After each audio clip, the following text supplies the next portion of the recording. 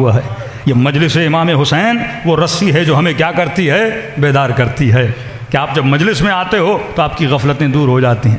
یہ سننا کہ مولانا ہم نے 10 دن مجلس سنی تو وجود بڑا بیدار ہو گیا، مثلا امام حسین کے قریب ہو گئے، یہ بیداری کی بات نہیں ہے، یہ غفلت کے پردوں کو دور کیا جاتا ہے۔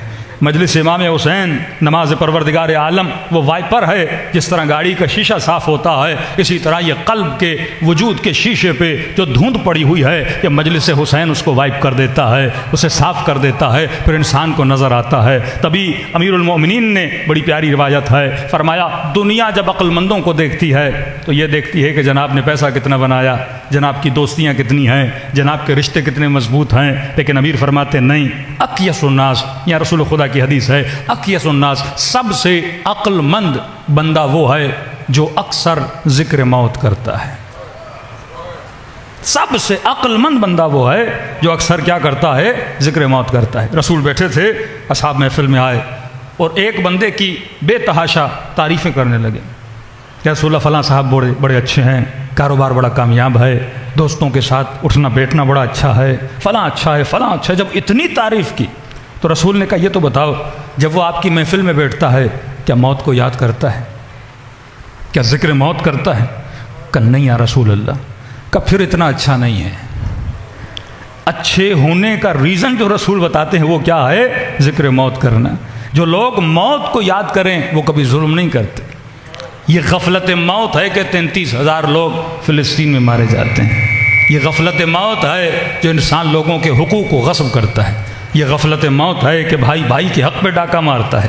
یہ غفلت موت ہے کہ شوہر بیوی کے حقوق کو غصب کرتا ہے۔ یہ غفلت موت ہے کہ اولاد والدین کی نافرمان بن جاتی ہے۔ ورنہ اگر انسان کو موت یاد دلائی جائے، دیکھیے کربلا والوں کے پاس کوئی جادو کی چھڑی نہیں تھی، ایک فارمولہ ہے جو اہل بیت نے بتائے ہیں۔ آپ اور میں اگر اس فارمولے پہ عمل کریں گے تو ہم کامیاب رہیں گے۔ امام حسین نے یہی چاہا تھا نا کہ حر کو حبیب تک پہنچایا جائے۔ اب حر حبیب جیسا کیسے بنے جب تک وہ حبیب کے فارمولہ پہ عمل نہیں کرے گا؟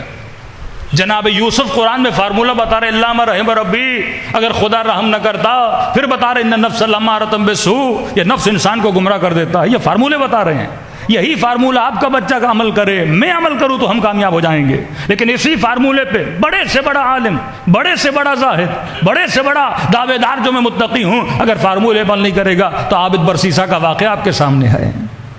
قارون کون ہے؟ حضرت موسیٰ کا کزن ہے، یعنی نبی خدا کا کزن ہے، لیکن دشمن حضرت موسیٰ بن گیا کیونکہ اس نے فارمولے پہ عمل نہیں کیا۔ رسول خدا کے پاس یا رسول اللہ غریب ہوں غریب ہوں غریب ہوں، نبی نے فرمایا اگر امیر ہو جاؤ تو شاید ہم سے دور ہو جاؤ۔ نہیں یا رسول اللہ میں دور نہیں ہوں گا۔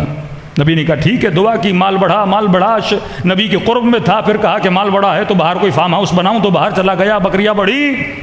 اب جب کہا کہ زکوٰۃ دو تو کہا کہ اتنی محنت سے میں نے کمایا، میں کیوں دوں؟ وہ فارمولہ جو بیس خدا نے بتایا تھا کہ تعلقات میں اس نے گھر نہ جانا کہ یہ تعلقات تجھے تباہ و برباد کر دیں، کہ دنیا میں رہو لیکن اس طرح نہ رہو کہ یہ دنیا تجھے خدا سے کیا کر دے؟ غافل کر دے۔ مسافر ہو، کپڑے آج پہنے میلے ہو گئے، بدن سے اتار دو۔ اب بندہ کہے میں نے کپڑے اتارنے نہیں ہیں، مجھے کپڑوں سے بڑا عشق ہے، تو یہی کپڑے اس کے وبال جان بن جائیں گے۔ فرمایا اولاد سے اتنی محبت نہ کرنا۔ تبھی فرمایا جب سکرات الموت کا وقت آتا ہے تو انسان سب سے پہلے، یہ وہ وقت ہے جہاں پہ شیطان اسے اللہ کے قریب نہیں جانے دیتا، فرمایا سب سے زیادہ کوشش کرتا ہے کہ اس کے ایمان کو لوٹا جائے۔ پوچھا معصوم کس چیز کے ذریعے اس کے ایمان کو لوٹتا ہے؟ فرمایا اس کے تعلقات کے ذریعے۔ سب سے زیادہ جس چیز سے اس نے دنیا میں محبت کی ہے اسی چیز کے ذریعے اس کو کیا کرے گا؟ گمراہ کرے گا۔ اور فرمایا اعمال کو جس طرح مجسم کیا جاتا ہے، مثلا بیٹے سے بہت زیادہ محبت تھی، شیطان اس کے سامنے عالم مثال میں اس کا بیٹا لائے گا، اس کے گلے پہ چھری رکھے گا، کہے گا میری بات مانو ورنہ تیرے بیٹے کے گلے کو کیا کر دوں گا؟ کاٹ دوں گا، کلمہ پڑھو گے تو تیرا بیٹا کٹ جائے گا۔ بہت بڑے ایک عابد تھے، کہتے ہیں جب سکرات کا وقت آیا تو بچے بار بار کہہ رہے ہیں اپنے باپ کو کہ بابا کلمہ پڑھو کلمہ پڑھو، لیکن کہہ رہے ہیں گویا اس کی زبان پہ قفل لگ گیا، یہ کلمہ نہیں پڑھ رہا۔ اور جب اس کی حالت بحال ہوئی تو اس سے پوچھا کہ ہم آپ کو اتنا کہہ رہے تھے کلمہ پڑھو کلمہ پڑھو کلمہ پڑھو، آپ کلمہ کیوں نہیں پڑھ رہے تھے؟ تو اس بندے خدا نے اپنی زندگی میں ایک سب سے مہنگا قالیچہ لیا تھا، بہت مہنگا تھا، اور اس نے اپنے صندوق میں وہ چھپا کے رکھا تھا۔ ہر انسان کو کسی نہ کسی چیز سے محبت ہو، تو کسی کو گاڑی سے بہت زیادہ محبت ہے، بچے کو کھلونوں سے زیادہ محبت ہے، کسی کو اپنے چھوٹے بچے سے زیادہ محبت ہے.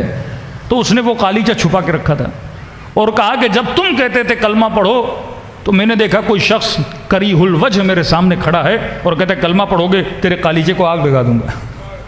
اب قالیچے سے اتنی محبت تھی لہٰذا میں کلمہ نہیں پڑھ رہا تھا.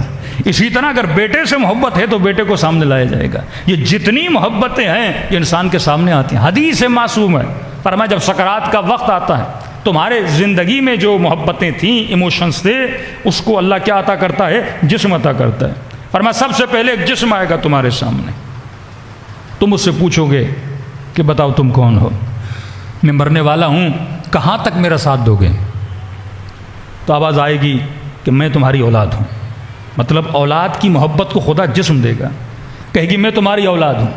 پھر یہ جو مرنے والا شخص سے پوچھے گا کہاں تک میرے ساتھ چلو گے، تو یہ آواز دے کر کہے گی کہ بابا ہم صرف قبر تک آپ کے ساتھ ہیں، اس سے زیادہ ہم آگے نہیں چل سکتے.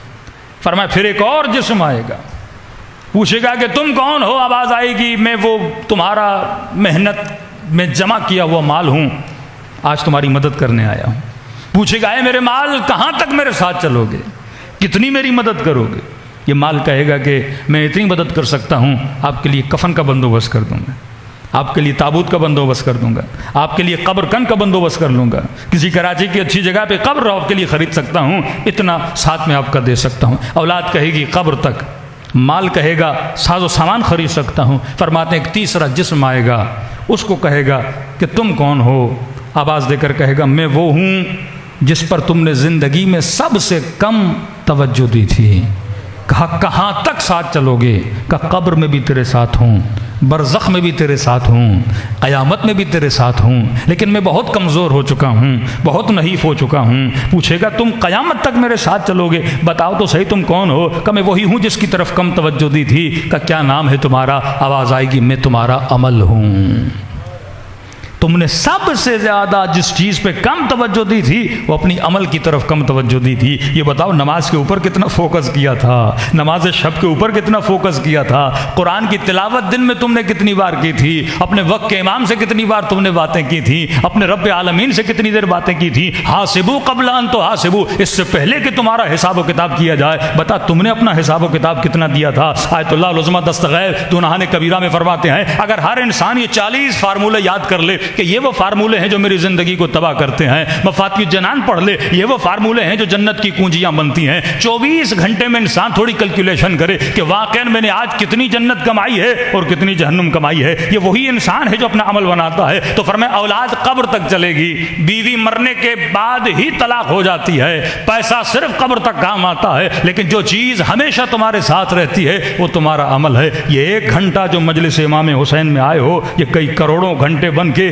عالم برزخ میں تمہاری مدد کریں گے. اور ایسے نہیں فرمایا موت ایک ایسا راستہ ہے، موت مایوسی کا نام نہیں ہے. موت انسان کے لیے مایوس تو وہ ہو جس کے ذہن میں یہ تصور ہو کہ زندگی دی اینڈ ہو گئی. ہمارے یہاں اینڈنگ کا تصور نہیں ہے، ہمارے یہاں موت ایک مرحلہ ہے جس کو انسان طے کرتا ہے. اور عالم برزخ میں اگر نیک ہوگا تو امیر المومنین کی زیارت ہوگی، رسول خدا کی زیارت ہوگی، اپنے احباب و اقربا کی زیارت ہوگی، شہداء کی محفل میں جائے گا. تبھی فرمایا مومن کی موت سے کبھی مایوس نہیں ہوتا، کیونکہ مومن کے لیے موت نہیں ہے بلکہ اہل بیت کی زیارت کا پیغام ہے. صلوات پڑھے محمد و آل محمد.